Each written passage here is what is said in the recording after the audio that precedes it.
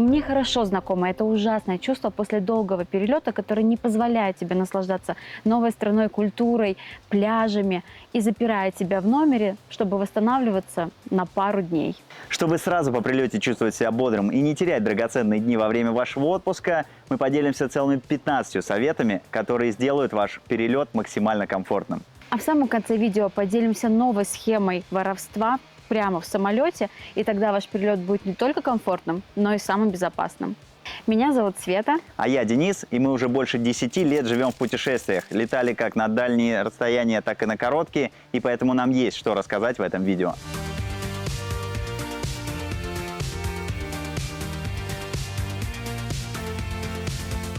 Первый блок рекомендаций, так называемый превентивный, то есть вы его можете выполнить до вылета в ваше путешествие.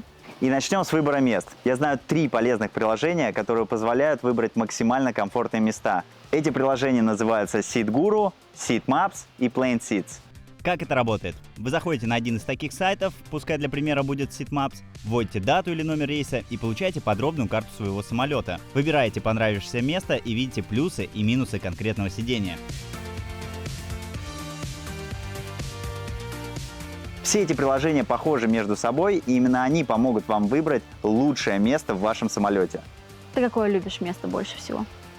Мне больше всего нравится у окошечка.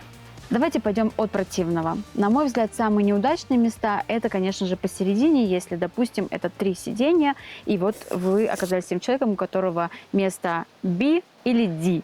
Вот эти места самые неприятные, потому что с 2 сторон от вас будут сидеть люди, и вам каждый раз нужно будет проситься, если вы хотите выйти в уборную или чуть-чуть размяться, а также вы не сможете наслаждаться видом из иллюминатора, потому что вы тоже не сидите рядом с ним.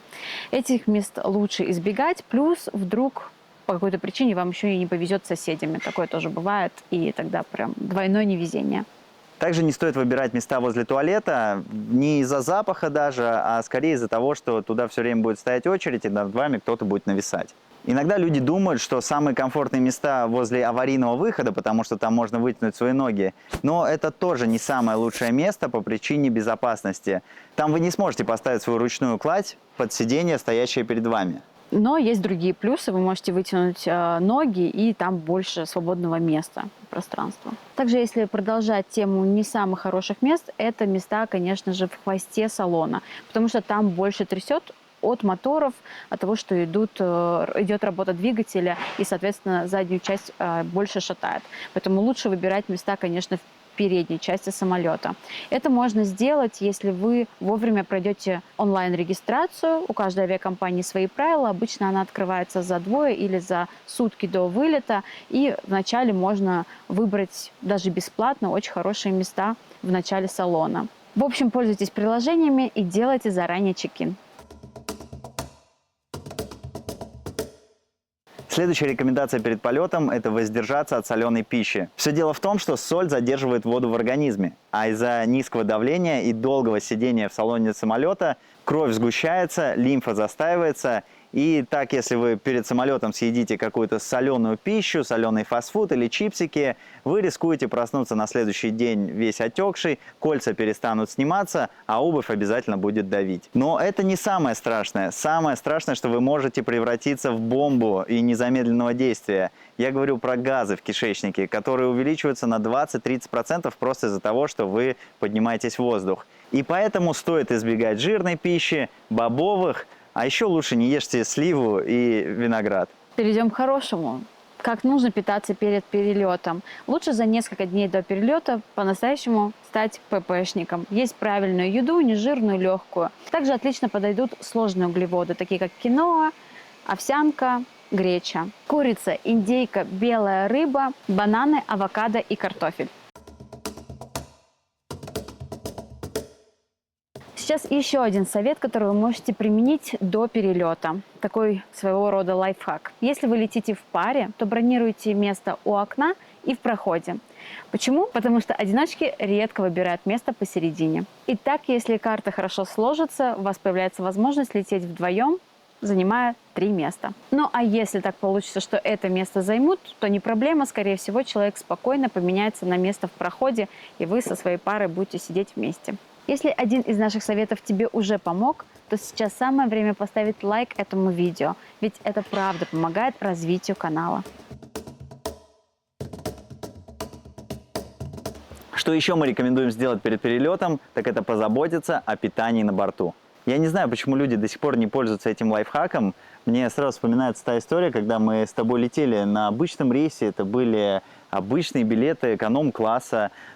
Правда, мы позаботились о нашем питании заранее, и нам первыми вынесли вкусную еду. У меня тогда было что-то типа тушеной говядины, тебе принесли вкусную рыбу. Красную рыбу. И девушка, по-моему, из какой-то арабской страны, с завистью смотрела на наше питание и просила такое же у стюардессы, и вообще не понимала, почему нас уже обслужили, а ее все еще нет. А все потому, что речь про специальное питание, которое вы можете заказать обычно за 2 суток до вылета. Дальше уже невозможно его заказать, поэтому нужно заранее зайти на сайт авиакомпании, ввести номер бронирования, свою фамилию, высветится ваш заказ и добавить специальное питание. На удивление, там есть очень много опций, порядка 10. Это и кошерное питание, и халяльное питание, и вегетарианское, и веганское, и фруктовое, и сыроедческое, и чего там только нет, и даже детское. Вы можете выбрать, может быть даже еда с высоким содержанием белка или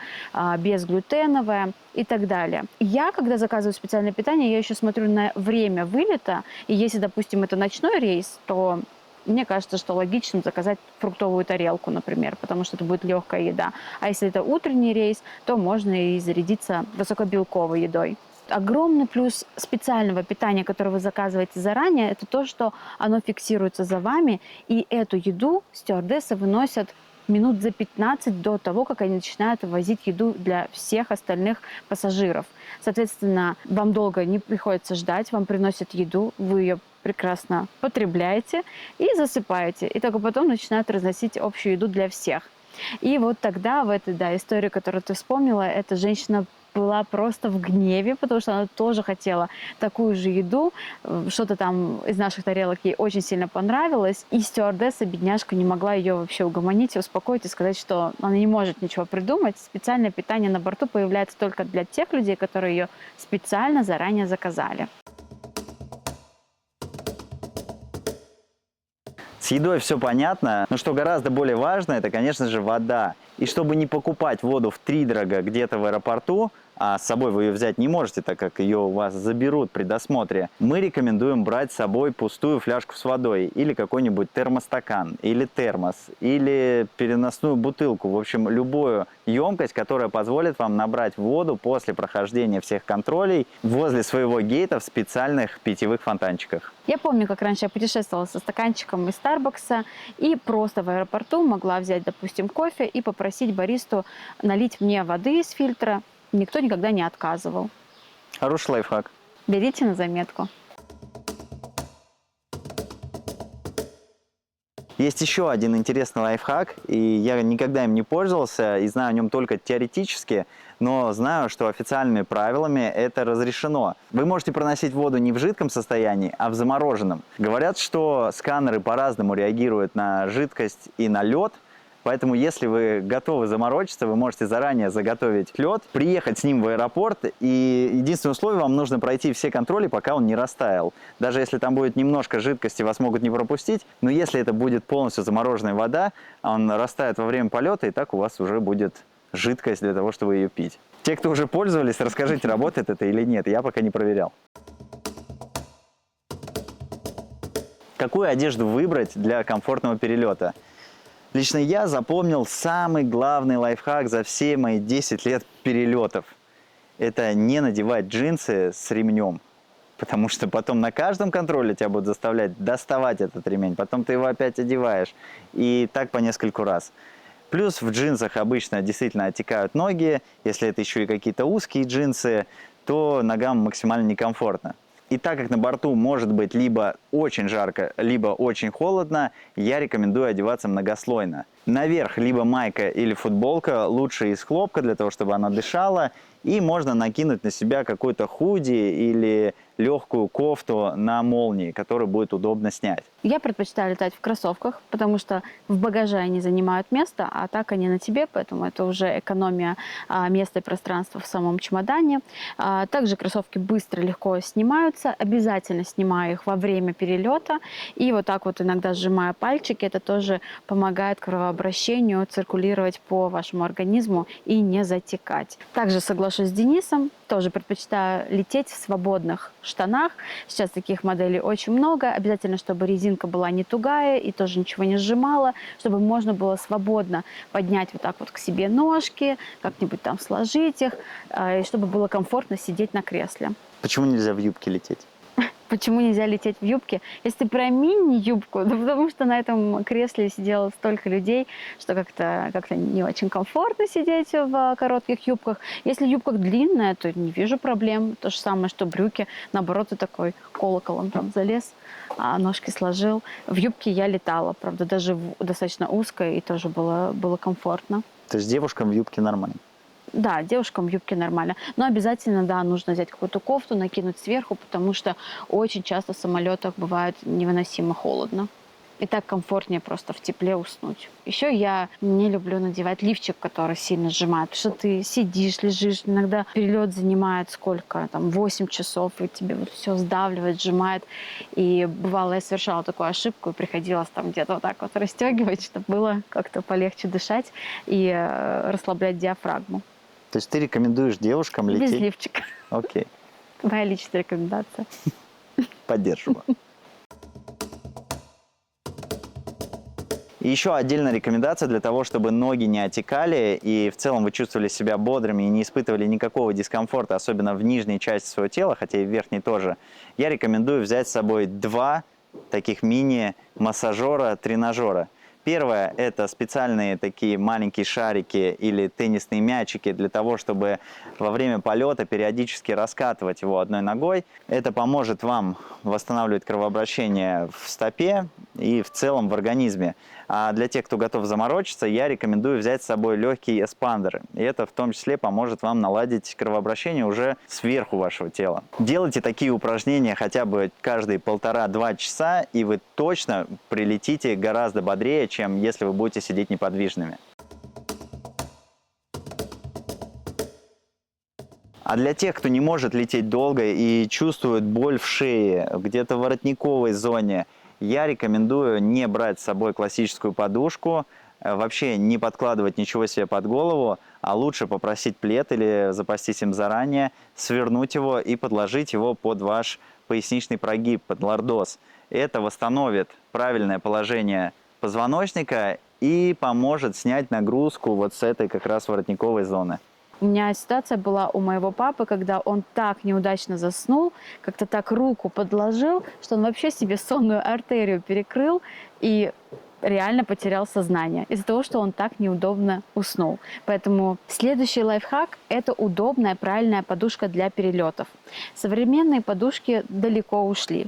Сейчас есть специальные подушки с креплениями, которые позволяют вам закрепить ее прямо к своему креслу, к подголовнику. И тогда ваша голова будет более статична, потому что самая большая проблема – это то, что вы засыпаете и вот начинаете вот эти вот валяния из стороны в сторону и так далее. И получается, что у вас начинает потом болеть впоследствии шея.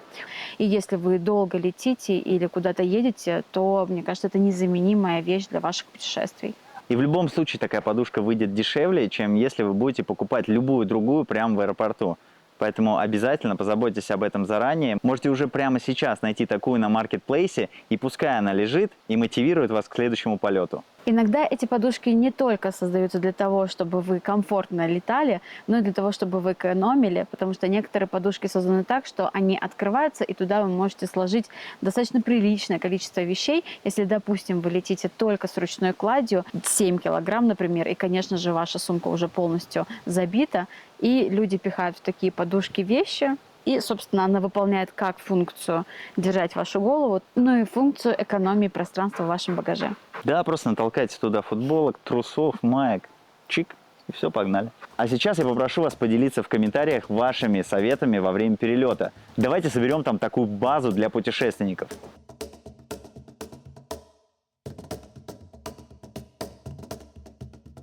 А вот эти вещи я всегда беру с собой. Мы никогда не можем знать, какие нам попадутся соседи. Бывают очень громкие, бывает ребенок заплачет. И тогда очень помогают беруши или наушники с шумоподавлением. Я стараюсь брать беруши, они занимают почти никакого места и отлично спасают в таких ситуациях. Поэтому возьмите с собой беруши. Очень часто в самолете могут погасить свет, вы уснули, потом по какой-то причине включить, разносят еду или еще что-то происходит, или сосед читает книгу, и у него такая точечная лампа направлена прямо на него, и она вам мешает. Поэтому маски для сна очень тоже качественно помогают вам отдыхать во время полета. Также мы уже говорили про то, что наш организм страдает во время полета, обезвожен, поэтому не лишним будет маска для лица. Тканевая маска, очень жирная, питательная. Лучше взять питательную или увлажняющую маску. Это уже даже не выглядит странным. Очень многие девушки накладывают такую масочку, и лицо после полета выглядит более свежим. Лучше снимать обувь, чтобы ноги чувствовали себя свободно, но тогда вашим ногам может быть холодно, поэтому можно также взять с собой носочки. Иногда бывают классные продвинутые авиакомпании, не лоукосты, которые дают специальный пакетик, и все, что я сейчас перечислила, уже есть внутри этого пакетика, но если вы летите обычной авиакомпанией, то можно самостоятельно собрать себе такой комплект, взять себе такие носочки. Если не хочется надевать такую маску тканевую, то можно взять просто термальную воду, просто спрей и каждый час освежать свое лицо. Конкретно у меня еще очень сохнут губы, поэтому со мной всегда есть жирная гигиеническая помада. Напомню, что воздух в салоне самолета гораздо суше, чем в ваших квартирах, и он суше, чем даже в пустыне Сахара. И я знаю, что у многих людей бывает высыхают глаза, поэтому они используют еще и специальные капли для глаз. Делаем все для того, чтобы смачивать свое лицо, смачивать все слизистые, глаза, губы, кожу, тем самым помогая организму. Чтобы сделать свой перелет комфортным, стоит взять какой-то перекус на борт. Особенно, если питание на борту не предусмотрено. Удобнее всего и полезнее всего взять такие снеки, как орехи, сухофрукты, также протеиновые батончики. Они богаты белком, при этом очень питательные, занимают немного места и не портятся. Также в супермаркетах иногда продаются ломтиками порезанная морковь и огурец. Тоже отличный перекус. Похрустели, утолили голод. Еще идеально подойдут хлебцы. Самый простой и удобный перекус, который вы можете заготовить с собой, это бананы. Все просто. В бананах содержится калий, а калий помогает регулировать водный баланс, избежать судорог и отеков. Не полагайтесь на мультимедиа на борту. Не всегда оно работает, не всегда оно есть. Поэтому обязательно запаситесь с собой средствами для развлечения. Можете накачать каких-то игр, каких-то фильмов, взять с собой планшет или ноутбук. Или книгу. Или книгу. А лучше всего, например, взять блокнот и ручку и, возможно, повыписывать какие-то свои мысли, планы или просто поставить какие-то цели и задачи на поездку. Когда еще у вас появится возможность побыть несколько часов вдали от интернета, от бесконечных сообщений, от бесконечных вопросов. Здесь вы действительно попадаете в такое состояние невесомости, где до вас никто не может дотянуться, вы остаетесь наедине с собой, и именно в этот период рождаются самые лучшие планы, цели и задачи. Да, можно заняться такой саморефлексией и самоанализом. Я слышала, что именно в самолете у многих людей рождаются очень классные даже бизнес-идеи. Ну а если вы все-таки решите воспользоваться привычными гаджетами, убедитесь в том, что ваша батарея заряжена, и лучше возьмите с собой дополнительный пауэрбанк. А сейчас самое время подписаться на наш канал, чтобы не пропустить следующее полезное видео про самые популярные схемы мошенничества в разных странах.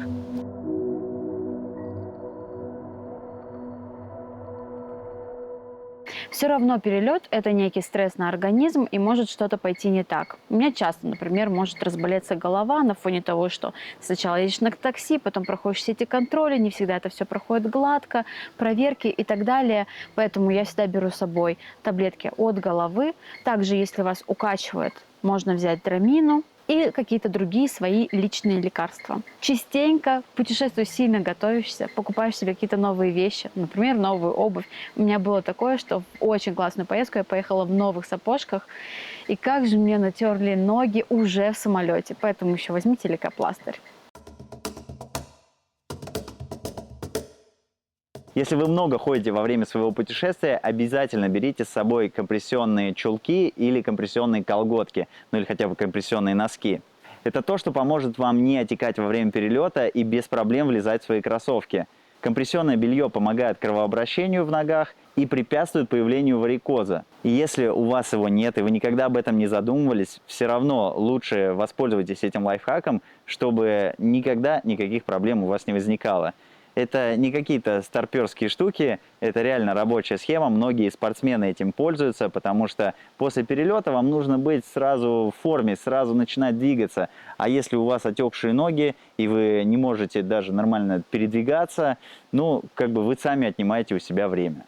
Только мы собрали для вас полезные лайфхаки и записали это видео, как на Ближнем Востоке случился конфликт. И из-за этого отменилось очень большое количество рейсов. И мы вспомнили, что забыли вам рассказать об очень полезном сервисе, который помогает получить компенсацию в случае отмены или задержки вашего рейса. Хочу сразу оговориться, что не за все отмены и задержки можно получить компенсацию, но все же это отличная возможность проверить именно ваш случай. Заходите на сайт, вводите свой рейс, время и причину задержки, и тут же вы поймете, положена ли вам компенсация. Если да, то узнаете, как ее получить. Это не реклама, а просто удобный сервис, которым стоит воспользоваться.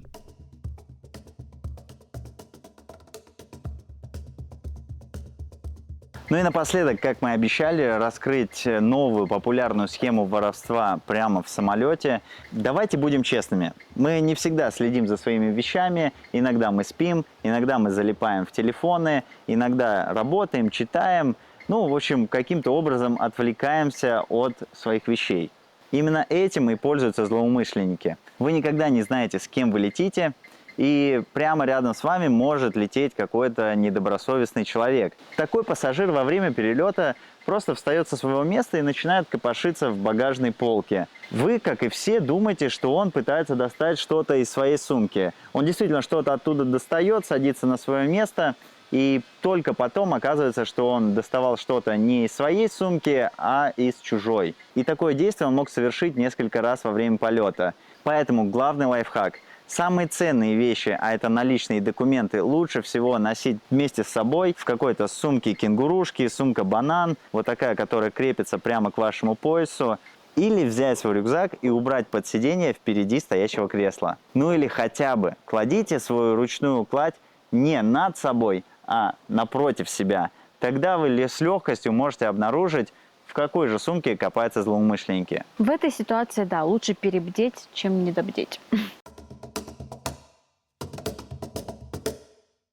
Это были лайфхаки для перелета. Но помните, что вашим перелетом путешествие не заканчивается. И очень важно заботиться о безопасности. Поэтому переходите смотреть наше следующее видео, где мы рассказали о самых популярных схемах мошенничества в разных странах. И самое главное, будьте смелее. Путешествуйте.